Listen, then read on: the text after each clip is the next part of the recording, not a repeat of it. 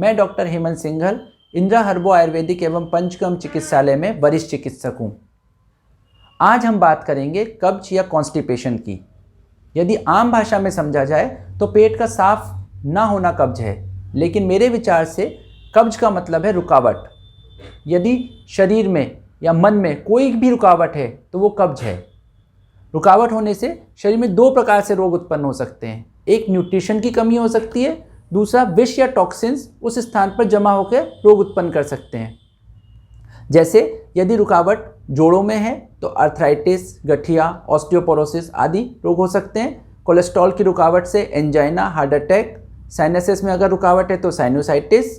फेफड़ों की है तो अस्थमा, ब्रोंकाइटिस, ILD, सार्कोआयोडोसिस आदि। पेट में यदि रुकावट आ रही है तो gas, acidity, piles, constipation, colitis आदि। लिवर में लिवर सिरोसिस। आँखों में है तो रेटिनाइटिस, कैटरैक्ट, आँखों से कम दिखना। यदि वो रुकावट कान में है तो टिनिटस या कान से कम सुनाई देना।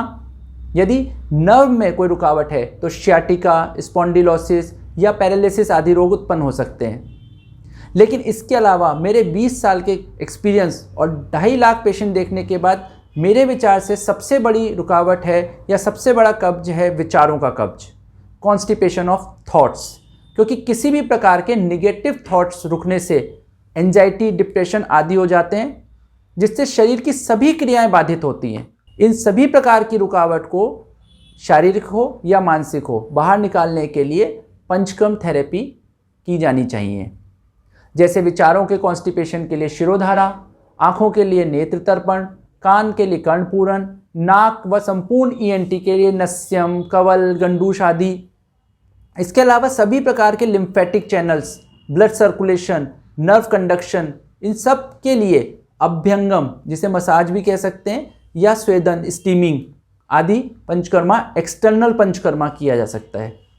पेट के रोगों के लिए नाभिवस्ती, फेफड़ों के लिए हृदयवस्ती, जोड़ों के दर्द के लिए जानुवस्ती, कमर दर्द के लिए कटिवस्ती आदि बाह्य उपचार किए जाते हैं।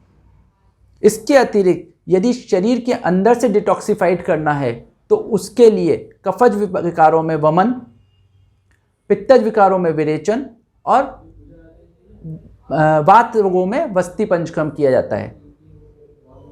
पंचकर्म से केवल डिटॉक्सिफिकेशन ही नहीं होता, यदि पहले से कोई रोग उत्पन्न हो गया है तो वो भी पंचकर्म से दूर होगा।